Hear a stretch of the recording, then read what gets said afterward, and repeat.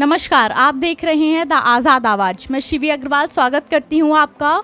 और इस समय हमारे साथ मौजूद हैं मऊगंज के पूर्व विधायक सुखेंद्र सिंह बन्ना जी। नमस्कार सर, बहुत बहुत स्वागत है आपका। जी धन्यवाद। सर, सबसे पहले आपसे जानना चाहेंगे कि जो 2003 और 2008 के विधानसभा चुनाव हुए थे, तो उसमें नंबर 4 पे रहने वाली पार्टी को आप नंबर 1 पे कैसे लाए? देखिए, मैं 1994-95 से राजनीतिक शुरुआत करी और मैं वहीं का मूल निवासी हूँ। एक किसान पुत्र हूँ, जन जन के बीच में रहने वाला हूँ और हर दुख सुख में हमेशा से मैं लगा रहा। और 2013 में पार्टी ने मुझे टिकट दिया। उसके पहले मैं छोटे बड़े चुनाव भी लड़े। मैं जनपद का 3 बार अध्यक्ष उपाध्यक्ष रहा। जनता ने मुझे काफ़ी कुछ वो किया और फिर पार्टी ने जब टिकट दिया, मुझे आजमाया, तो वहाँ के जो मेरे लोग थे जिनके लिए मैं रात दिन एक करता हूँ, उन्होंने मुझे विधायक बनाया। तो सर, जैसे आप 2013 में पहली बार चुनाव लड़े तो और जीते भी आप, लेकिन 2018 में ऐसी कौन सी कमियां रह गई जिसकी वजह से आपको हार का सामना करना पड़ा? देखिए, उस टाइम 5 साल एक तो मैं विधायक रहा, थोड़ी बहुत इनकम्बेंसी हो ही जाती है और ऐसा हमने कुछ मुद्दा नहीं दिया। मैंने बड़े बड़े आंदोलन किए, बड़े बड़े मुद्दों की लड़ाई लड़ी और उससे ज़्यादा मैंने मेहनत करी। लेकिन उस समय जब डॉक्टर मनमोहन सिंह जी की सरकार थी, उस 2012 में उन्होंने क्या पीएम आवास और खाद्य सुरक्षा अधिनियम दोनों एक साथ लागू कर दिया, जो सीधे जो है तो ज़मीनी स्तर पर वो योजना जा रही थी।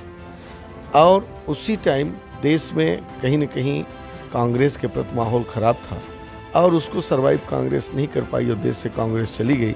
और उस समय शिवराज की सरकार मध्य प्रदेश में थी, उसको उन्होंने भुनाया और उसके बदौलत हम लोगों ने चुनाव उसको लूज किया। जो हमारे असली वोटर्स थे, जो मतलब कांग्रेस को सदैव बिलोंग करते थे। कांग्रेस का एक ज़माना हुआ करता था जब कांग्रेस को लोग जो उनको रहने बसने के लिए कांग्रेस ने पट्टा दिया, सारी चीज़ें दी, वो उसके कारण कांग्रेस को वोट करते थे। फिर मैं ज़मीनी व्यक्ति होने के कारण, तो हमारा एक पारिवारिक क्षेत्र में संबंध होने के नाते मुझको वोट किए। नहीं तो बाकी तो सब उस समय बसपा का जमाना आ गया था, बसपा में चले गए, फिर बीजेपी में चले आए। लेकिन जब मैं आया तो सब वापस आए। लेकिन वो प्रधानमंत्री आवास और खाद्य सुरक्षा अधिनियम जो डॉक्टर मनमोहन सिंह की योजना थी, उसके कारण थोड़ा सा लोगों को नुकसान हुआ। शिवराज जी ने उसका लाभ लिया। अच्छा, तो सर अभी मऊगंज में ऐसी आप कोई समस्याएं, आपको क्या समस्याएं दिखती हैं? मऊगंज में भी बहुत समस्या है। अभी तो ज़िले का मुद्दा चल रहा था, जिसकी लड़ाई हमने लड़ी, 5-5 जेल भरो आंदोलन किए और इसके बाद लास्ट जेल भरो आंदोलन जब हमने 50,000 की मेरे साथ लोगों ने गिरफ्तारी दी, उसकी बदौलत सरकार को झुकना पड़ा और ज़िले की घोषणा करनी पड़ी। आज जिला बना।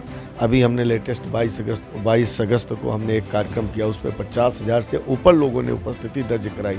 हमने प्रशस्ति पत्र भी बांटा और लोगों ने काफ़ी उसको बड़े उत्साह से लिया कि हम सब ने मिल करके लड़ाई लड़ी। उसका परिणाम हुआ कि सरकार झुकी। और लेकिन इसके बावजूद सिर्फ जिला बन जाने से वहाँ की समस्याओं का समाधान होना नहीं।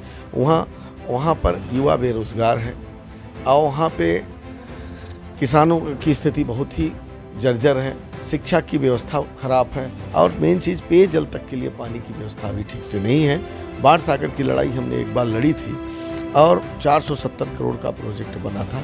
तो ये 4-5 मुद्दे जो मेरे जेहन में हैं और जब तक रीवा मिर्ज़ापुर रेल लाइन मिर्ज़ापुर को नहीं जोड़ेंगे तब तक वहाँ कोयला नहीं जाएगा। कोयला नहीं जाएगा तो वहाँ कोई उद्योग धंधे नहीं लगेंगे। उद्योग धंधे नहीं लगेंगे तो युवाओं को रोजगार नहीं मिलेगा।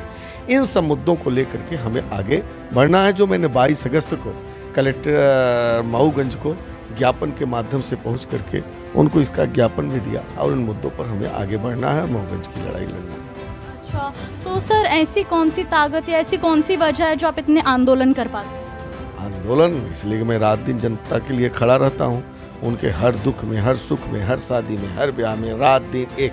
उनका विश्वास मेरे प्रति अटूट है और जब मैं आह्वान कर देता हूँ तो मैं आह्वान कर देता हूँ उस तरीके से जन आंदोलन भी टूट पड़ता है कि सुखेंद्र सिंह बन्ना ने अगर बुलाया है तो मुद्दे की बात होगी और वो बिना पूछे वहाँ पे एकत्रित होते हैं। जितना मैं चाहता हूँ उससे दूनी ताकत से लोग आते हैं और महिला पुरुष नौजवान हुजूम आता है। आप 22 अगस्त का कार्यक्रम देखना, उसके पहले 50,000 की गिरफ्तारी देखना, उसके पहले मैंने 2012 से लेकर के 18 के बीच में 5 जेल भरो आंदोलन किए, उसको आप देखना। तो सर अभी विंध्य में पहले मंत्री राजेंद्र शुक्ला जी बने हैं, तो इस पर आपका क्या कहना है? देखिए वो बहुत पहले भी मंत्री थे, और पहले मंत्री थे और खूब उन्होंने ज़मीन जगह रीवा की जो बेशकीमती ज़मीनें थी समदड़िया के हाथों बेचा और उसी को अपना विकास बताते हैं। अब 4 साल मंत्री नहीं रहे, अब उनको मंत्री बनाया गया है, तो मैं समझता हूँ कि इससे हमारे दल को न कोई फ़ायदा है न कोई नुकसान है उनके बनने से, न आम जन को कोई फ़ायदा नुकसान है। उनको व्यक्तिगत तौर पर लाभ हो सकता है। जो 4 साल में उन्होंने काम, जनता में उनका माहौल ख़राब हुआ होगा, थोड़ा बहुत वो लाभ मिल सकता है उनको व्यक्तिगत तौर पर।